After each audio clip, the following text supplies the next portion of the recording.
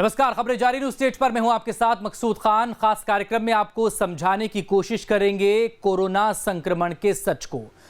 बात मध्य प्रदेश की, इंदौर और उज्जैन, ये दो शहर प्रदेश सरकार की चिंता बढ़ा रहे हैं। ऐसा इसलिए क्योंकि पिछले 13 दिनों में इन दोनों शहरों में संक्रमितों की तादाद 3 गुना से ज्यादा बढ़ी है।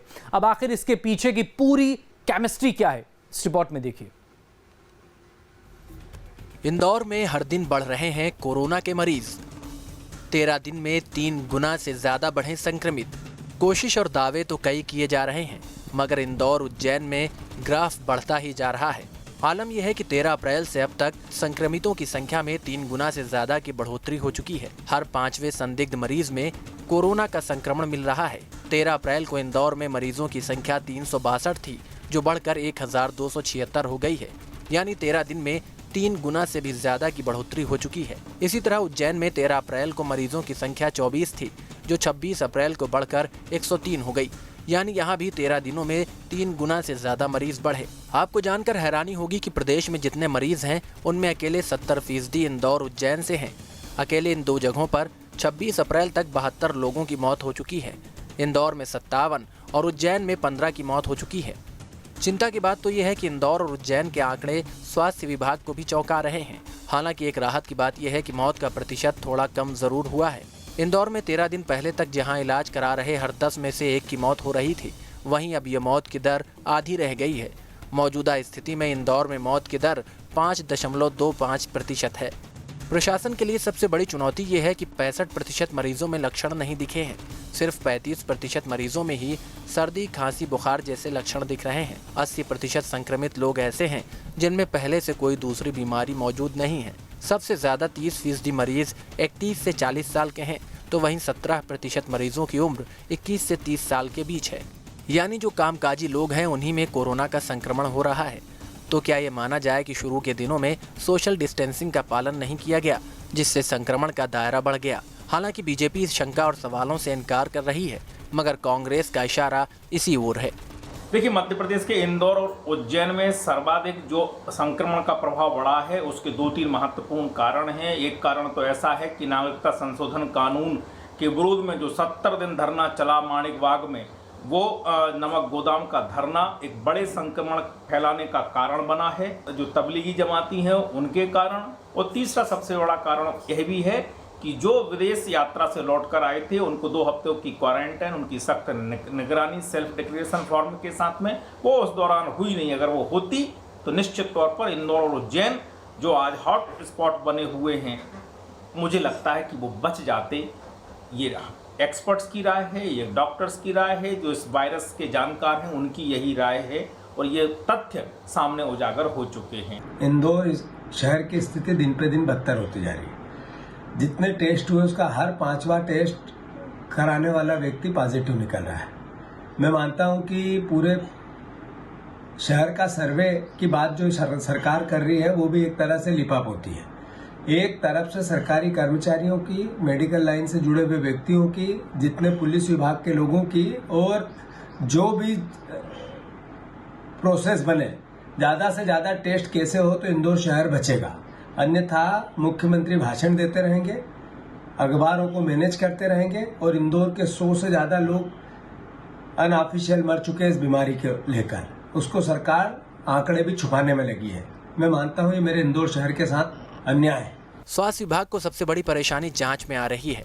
इंदौर में सिर्फ MGM कॉलेज में जांच की सुविधा है। बताया जा रहा है कि MGM कॉलेज में रोजाना 200 सैंपल जांचने की क्षमता है, मगर वायरोलॉजी लैब में काम कर रहे एक डॉक्टर पॉजिटिव हो गए हैं, जिसके बाद से लैब के 7 डॉक्टरों को भी क्वारंटीन कर दिया गया है। यानी लैब में इस वक्त आधा अमला काम कर रहा है। ऑटोमेटिक जाँच मशीन MGM में आकर रखी हुई है, लेकिन तकनीशियन के अभाव में ये बेकार पड़ी हुई है। इंदौर में कम से कम एक जगह पर जांच की सुविधा तो है, लेकिन उज्जैन में सैंपल टेस्टिंग की व्यवस्था शहर में नहीं है। ऐसे में रिपोर्ट आने में देर लग जाती है, और यही चिंता की सबसे बड़ी वजह है। जब तक रिपोर्ट आती है, तब तक संदिग्ध लोग कई दूसरे लोगों में संक्रमण फैला चुके होते हैं। सच तो ये है कि इंदौर की स्थिति को ज्यादा से ज्यादा लॉकडाउन का पालन कराने और ज्यादा से ज्यादा टेस्ट कराकर ही काबू में किया जा सकता है। इंदौर में एक बात थोड़ी अलग दिख रही है, वो ये कि जिनकी उम्र 60 साल से अधिक है और वजन 90 किलो से ज्यादा है, तो कोरोना का रिस्क फैक्टर ज्यादा हो जाता है। करीब 20 मरीज ऐसे आ रहे हैं जिनका वजन सामान्य से ज्यादा है। मोटापे के कारण बीपी से सांस लेने में परेशानी आ रही है। सांस की दिक्कत होने पर उन्हें ऑक्सीजन की जरूरत पड़ जाती है। जिनकी मौत हुई है उनमें से ज्यादातर दूसरी बीमारियों से पीड़ित थे। जो फिट हैं वो जल्दी ठीक हो जा रहे हैं। अब सवाल है कि आखिर कोरोना के लक्षण क्यों नहीं दिख रहे हैं? क्यों बिना लक्षण वाले मरीज भी कोरोना पॉजिटिव हो जा रहे हैं? तो जानकार बताते हैं कि वायरस जब शरीर में फैलता है तो वो हानिकारक केमिकल छोड़ता है। ये केमिकल रक्त धमनियों में जाकर इन्हें चौड़ा कर देता है। इससे मरीज के शरीर में सूजन बढ़ने लगती है। रक्त धमनियों के चौड़े होने से ब्लड सर्कुलेशन प्रभावित होता है। इसके साथ ही दिल में भी भारीपन महसूस होता है। सबसे बड़ी चुनौती ये है कि जो मामूली बीमार भी पड़ रहे हैं उन्हें कोरोना का डर सताने लग रहा है। ऐसे में ये जरूरी है कि कोरोना को लेकर मन में कोई तनाव न पालें, क्योंकि समय से इलाज होने पर कई मरीज ठीक भी हो रहे हैं। तेज बुखार के साथ सूखी खांसी अगर सामान्य दवा से ठीक नहीं हो रही है तो उसे कोरोना का लक्षण माने और तुरंत स्वास्थ्य विभाग को इसकी सूचना दें। मध्य प्रदेश के इंदौर संभाग की बात की जाए तो यहाँ पर 70% मरीज इंदौर संभाग से ही आते हैं। रिपोर्ट्स ये भी हैं कि हर 5 घंटे में एक नया कोरोना पॉजिटिव इंदौर संभाग में पाया जा रहा है। कांग्रेस का आरोप है कि ये शिवराज सरकार की विफलता है, जिसके चलते इंदौर में रोजाना ही मरीज बढ़ते जा रहे हैं। वहीं बीजेपी का कहना है कि जब कमलनाथ सरकार थी उस समय की सरकार कोरोना को रोकने में पूरी तरह से नाकामयाब साबित हुई। वीडियो जर्नलिस्ट हिमांशु के साथ शुभम गुप्ता, न्यूज़ 8 भोपाल। तो मध्य प्रदेश के 3 शहरों में संक्रमण की चेन की गुत्थी नहीं सुलझ पा रही है और यही वजह है कि इंदौर, उज्जैन और भोपाल में मामले बढ़ते जा रहे हैं। अब इस चेन को खत्म करने के लिए सरकार केरल मॉडल को अपनाने की तैयारी में है। अब क्या है केरल मॉडल, इस रिपोर्ट में देखिए। संक्रमण रोकने के लिए सरकार का प्लान। भीलवाड़ा के बाद केरल मॉडल पर काम। जिन तैयारियों से कोरोना को कंट्रोल हो जाना था वो जब नहीं हो पाया तो अब दूसरे मॉडल पर विचार करना पड़ा। बताया जा रहा है कि अब सरकार केरल मॉडल पर काम कर कोरोना को काबू में करेगी। अब सवाल है कि आखिर कोरोना पर केरल मॉडल है क्या? तो दरअसल केरल में कोरोना को रोकने के लिए 3 मॉडल के तहत काम किया गया था। पहला, खाड़ी देशों से आए लोगों को चिन्हित किया गया। 19 संक्रमित के संपर्क में आए सारे लोगों को आइसोलेट किया गया। इससे प्रभावित इलाकों में लोगों को घरों में रोकने में कामयाबी मिली। दूसरा, व्यापक अभियान चलाकर एक डेटा तैयार किया गया। संक्रमित, आइसोलेटेड और संपर्क में आए लोगों का आंकड़ा तैयार हुआ। विदेश से आए जो संक्रमित हुए उनके रिश्तेदारों, दोस्तों से मुलाकात की सूची बनाई गई और लिस्ट के लिहाज से उन्हें घर में ही रोका गया। तीसरा, संदिग्धों के घर के बाहर पुलिस का पहरा लगाया गया। प्रभावित लोगों के 10 से 12 घरों तक के लिए पुलिस बल तैनात किया गया। संपर्क में आए लोगों की निगरानी के लिए ड्रोन का इस्तेमाल हुआ। 3 स्तर पर काम करने के बाद अब केरल में कोरोना काबू में है। अब यही तरीका मध्य प्रदेश के प्रभावित जिलों में भी अपनाने की तैयारी हो चली है।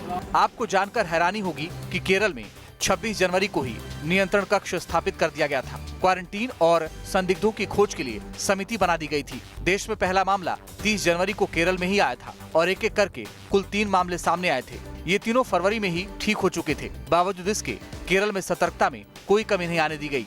26 मार्च तक केरल में मरीजों की संख्या महाराष्ट्र के बाद दूसरे नंबर पर थी, लेकिन तेजी और सख्ती से किए काम से अब वहाँ कोरोना काबू में है। देखिए, जो भी आवाम के हक में हो उनको सुरक्षित रखने के लिए जो भी सरकार के फैसले हैं उनको ज़रूरी वो लेना चाहिए। चाहे लॉकडाउन बढ़े या खुले, वहाँ की परिस्थिति देख के निर्णय लिया जाता है। इंदौर, जबलपुर, उज्जैन, इन जगहों पे जो आप कह रहे हैं कि यहाँ पे बढ़े हैं पेशेंट, यहाँ पे टेस्टिंग की संख्या भी बढ़ाई गई है। जब टेस्टिंग होती है तो ये बीमारी निकल के सामने आ रही है। इससे घबराने की आवश्यकता नहीं है। उन सारे एरियो को लॉक किया जा रहा है, उन लोगों को क्वारंटाइन किया जा रहा है, उनसे संबंधित लोगों की जाँच कराई जा रही है और जो भी ज़रूरी निर्णय सरकार आवाम के हक में लेना चाहिए वो सारे निर्णय ले रही है ताकि इस प्रदेश को बचाया जा सके। देखिए, हिंदुस्तान में लॉकडाउन के अलावा शासन के पास जो कमियां हैं जिसको उजागर नहीं कर पा रहे हैं, छुपाई जा रही हैं। टेस्ट किटें फेल हो रही, टेस्ट किट कम हैं। मध्य प्रदेश पे आपने सुना होगा इंदौर में टेस्ट किट ख़त्म होने पे हैं।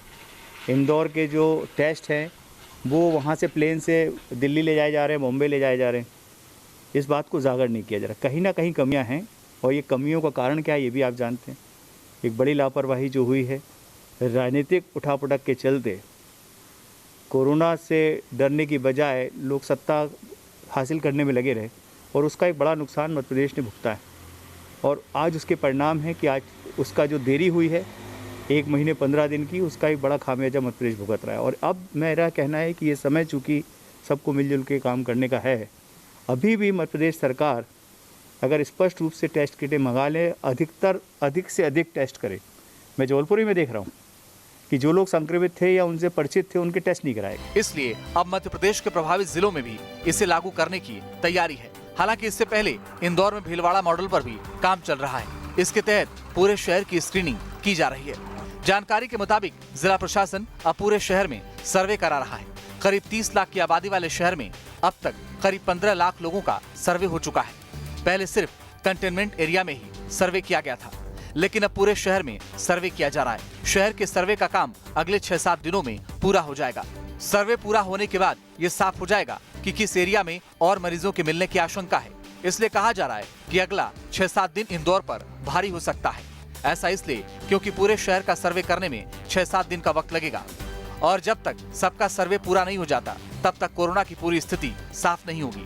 माना जा रहा है कि अगला 6-7 दिन इंदौर के लिए बहुत क्रिटिकल रहने वाला है।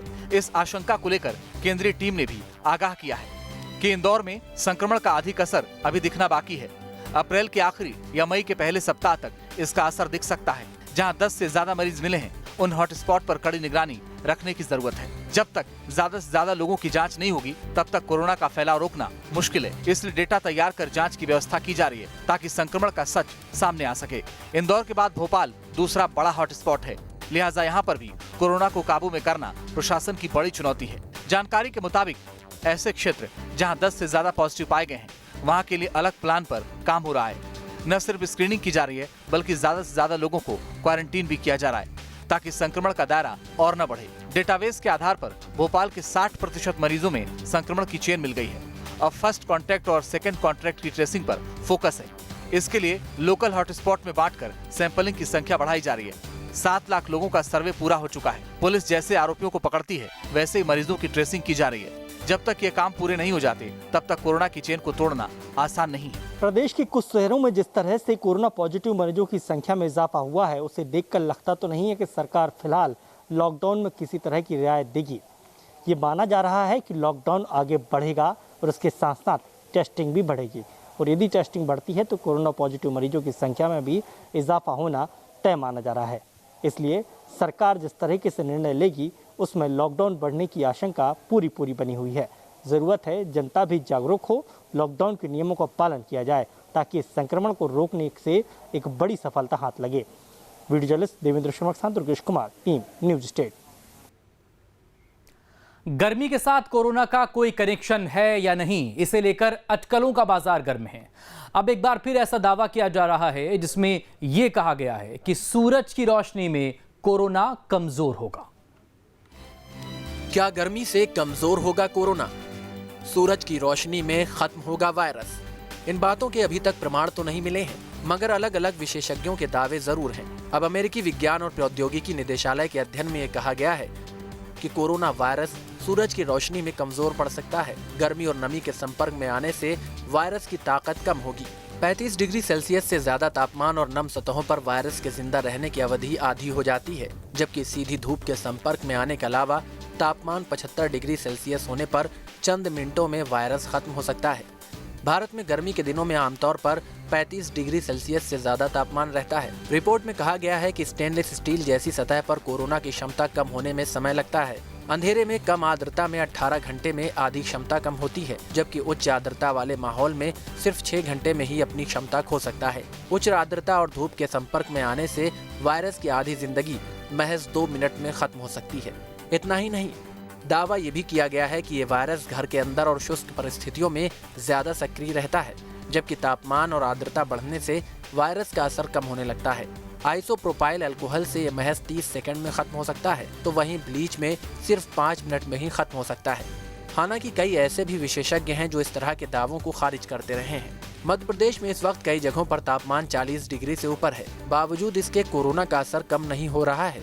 इसीलिए इन दावों को लेकर अलग अलग तर्क और दलील भी दिए जा रहे हैं। विभिन्न अंतर्राष्ट्रीय अध्ययन केंद्रों की रिपोर्ट निश्चित ही भारत के लिए एक अच्छी खबर लेके आई है कि गर्मी के बढ़ने के साथ कोरोना का संक्रमण कम होना प्रारंभ हो जाएगा, लेकिन इससे सरकार की जिम्मेदारियां कम नहीं हो जाती हैं। आज हम देख रहे हैं कि हमारे देश में जांच रिपोर्टें श्रीलंका और पाकिस्तान जैसे देशों से भी कम हो रही हैं। हमारे जो इमरजेंसी सर्विसेज में लगे हुए कर्मचारी हैं उनको पीपीई किट नहीं मिल पा रही है, देश में समुचित इलाज नहीं मिल पा रहा है, साथ ही अर्थव्यवस्था के लिए भी सही कदम नहीं उठाए गए हैं। बिना सोचे विचारे लॉकडाउन किया गया, उससे देश की अर्थव्यवस्था को 30 लाख करोड़ से ज़्यादा का नुकसान और 14 करोड़ से ज़्यादा लोगों के रोजगार चले गए हैं। ये सब असफलताएं केंद्र सरकार की समाप्त नहीं होती हैं। सरकार को अपनी जिम्मेदारियां निभाना चाहिए। देखिए, इस बारे में चर्चा पहले भी आई थी, जब खासकर ऑस्ट्रेलिया में गर्मी पड़ी थी, उसके बाद इस बारे में चर्चा चली थी कि वहां पर भी कोरोना का कहर कम हो जाएगा, और वहां पर हुआ भी।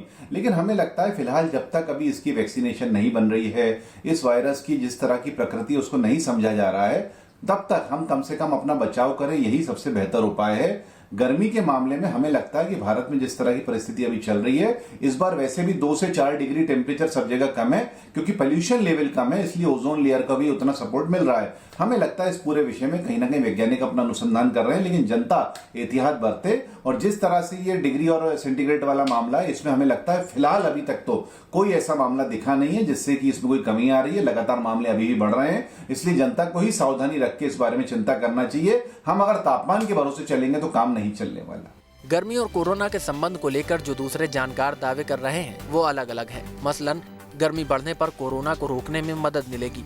कोरोना ने सर्दी में पनपने के लक्षण दिखाए हैं, यानी दिसंबर से अप्रैल के बीच ये ज्यादा सक्रिय रहता है। जैसे ही गर्मी बढ़ेगी इसका असर कम हो जाएगा। कुछ जानकारों का मानना है कि गर्मी को कोरोना वायरस बर्दाश्त नहीं कर पाएगा। कहा जा रहा है कि तापमान बढ़ने से कपड़े भी गर्म रहते हैं। इतना ही नहीं, इस मौसम में खुले में हर वस्तु गर्म हो जाती है, जिससे छींकने खांसने के वक्त मुंह से निकलने वाले ड्रॉप का विघटन तेजी से हो जाता है, जिससे वायरस का भी विघटन होने लगता है और उसका असर कम रह जाता है। वस्तुएं गर्म होने से वायरस की क्षमता भी उस स्थान पर घट जाती है। लेकिन WHO का मानना है कि पारा बढ़ने से भी कोरोना का असर कम नहीं होगा। लॉकडाउन से चेन को तोड़कर ही इसे रोका जा सकता है। हालांकि ICMR भी कोरोना के गर्मी कनेक्शन की बात को खारिज कर चुका है, क्योंकि ये बात सच है कि कोरोना प्रभावित जितने भी देश हैं वहाँ तापमान अलग अलग हैं। जो गर्म देश हैं वहाँ भी कोरोना का असर देखने को मिल रहा है, यानी तापमान से कोरोना का कनेक्शन बहुत ज्यादा नहीं है। जब चीन में कोरोना फैला था तो ऑस्ट्रेलिया में गर्मी थी, ऐसे में वहाँ कोरोना नहीं फैलना चाहिए था, मगर ऑस्ट्रेलिया में भी कोरोना फैला। ये बात जरूर है कि तापमान बढ़ने से वायरस के कमजोर होने की संभावना है, लेकिन इसकी गारंटी नहीं, क्योंकि अगर ऐसा होता तो प्रदेश के कई जिलों में औसत तापमान 40 के पार है। बावजूद इसके वो जिले कोरोना की चपेट में हैं। कोरोना को लेकर लगातार बुरी खबरों के बीच एक अच्छी खबर यह है कि एक अमेरिकी रिसर्च में ये दावा किया गया है कि तापमान अगर बढ़ता है तो कोरोना वायरस का खात्मा हो सकता है। लगातार इस तरह की खबरें सोशल मीडिया पर भी चलती रही है, मगर अब अमेरिकी अध्ययन में भी इस बात की पुष्टि की जा चुकी है।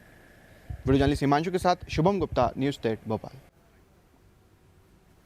इधर छत्तीसगढ़ में कोरोना से लड़ाई में मलेरिया मुक्त अभियान का भी फायदा मिला। एक्सपर्ट मान रहे हैं कि जिन दवाओं का इस्तेमाल मलेरिया में होता है वही कोरोना में काम कर रही है, और इसीलिए मुमकिन है कि जो लोग पहले से दवा का सेवन कर रहे हों उनमें संक्रमण का असर न हुआ हो। छत्तीसगढ़ में मिला मलेरिया मुक्त कैंपेन का फायदा। मलेरिया की वजह से संक्रमण का फैलाव नहीं हुआ।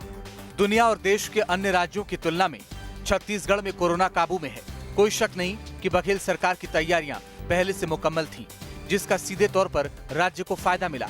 मगर एक और बात कही जा रही है कि मलेरिया मुक्त कैंपेन का फायदा सूबे को मिला है। कुछ जानकारों का तर्क है कि मलेरिया मुक्त अभियान के तहत लोगों को दवा दी जाती रही है। हाइड्रोक्सीक्लोरोक्वीन और VCG इंजेक्शन दिया जाता है। यही दवाएं अब कोरोना से लड़ने में भी कारगर हो रही हैं। ऐसे में सरकार को कोरोना से लड़ने में ज्यादा परेशानी का सामना नहीं करना पड़ा। जो दवाएं मलेरिया के लिए पहले से मौजूद थी, उन्हीं को कोरोना के लिए भी इस्तेमाल में लाया गया। कोरोना महामारी को एक चैलेंज के रूप में उन्होंने लिया और जीते और मेहनत और जन सहयोग से यहाँ कोरोना महामारी पे कहीं ना कहीं हम बचाव में, रोकथाम में हम सफल रहे हैं। बहुत कम ही मरीज आज छत्तीसगढ़ में बच पाए हैं तो जहाँ तक कि मलेरिया की दवाइयों की बात है, कहीं ना कहीं मैंने भी पेपर के माध्यम से पढ़ा है कि वो एक कारगर है कोरोना महामारी के बचाव के लिए, तो वो भी एक कारण हो सकता है। लेकिन उसके साथ ही साथ ये कहेंगे कि लोगों को जागरूक करना, लॉकडाउन का पालन कराने का काम करना और समय पे सभी सुविधा उपलब्ध कराना, कहीं ना कहीं राज शासन का जो उत्तरदायित्व है वो पूरा हुआ, उसके कारण भी और जनमानस के सजगता के कारण भी कोरोना महामारी के रोकथाम में हम लोग छत्तीसगढ़ राज्य अग्रणी रहा है। यानी एक तरह से मलेरिया कैंपेन चलाने का ही नतीजा रहा कि कोरोना का संक्रमण उतना तेजी से नहीं फैला जितना कि दूसरे राज्यों में फैल रहा है। इस मलेरिया की रोकथाम के लिए लगातार यहाँ पर जो वैक्सीनेशन का काम किया जाता है, क्लोरोक्विन है और जो और भी जो अन्य उपाय, तो उस उपाय में मुझे लगता है कि सबसे ज़्यादा हमारे प्रभावित एरिया बस्तर रहा है कि जहाँ पर हर समय किसी भी सीजन में देखेंगे तो ज़्यादा से ज़्यादा प्रभावित होते हैं।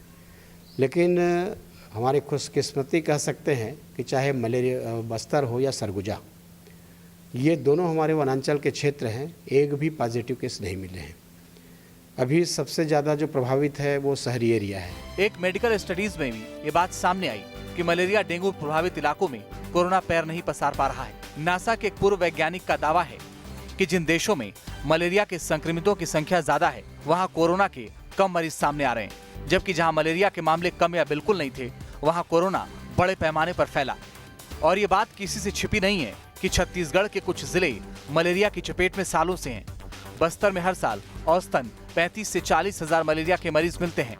प्रदेश में हर साल मलेरिया से होने वाली मौत में 47% मौत बस्तर में होती है। हर साल इलाकों को मलेरिया मुक्त करने के लिए अभियान भी चलता है। अब सवाल है कि आखिर क्यों ये कहा जा रहा है कि डेंगू और मलेरिया प्रभावित इलाकों में कोरोना का संकट नहीं है? तो दरअसल इसके कई वजह बताए जा रहे हैं।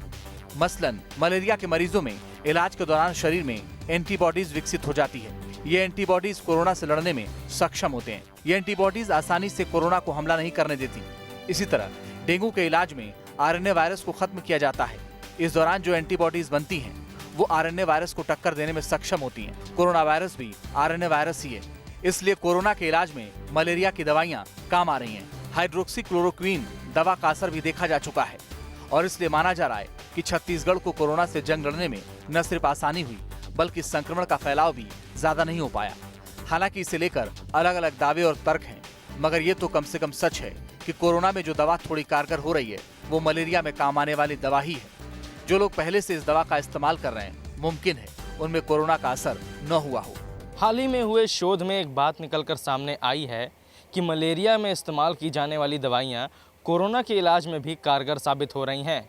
अभी हाल ही में छत्तीसगढ़ में भी वृहद स्तर पर मलेरिया मुक्ति अभियान चलाया गया है और अंदाज़ा यही लगाया जा रहा है कि इस अभियान के तहत जो वैक्सीन लगाई गई हैं, उसका प्रभाव छत्तीसगढ़ में देखने को मिला है कि कोरोना का प्रभाव छत्तीसगढ़ में काफ़ी कम रहा है। लेकिन राजनीतिक पार्टियां भी इस बात को स्पष्ट कह रही हैं कि दवाइयों के अलावा सोशल डिस्टेंसिंग और लॉकडाउन की वजह से स्थिति कंट्रोल में है। हालांकि अब ये शोध का विषय है और वृहद जांच का विषय है कि क्या मलेरिया की दवाइयां ही कोरोना के इलाज के लिए कारगर साबित हैं या इसके लिए कोई अन्य वैक्सीन कारगर साबित होगी। वीडियो जर्नलिस्ट रोशन वैद्य के साथ Aditya Raj Pandey, team news state.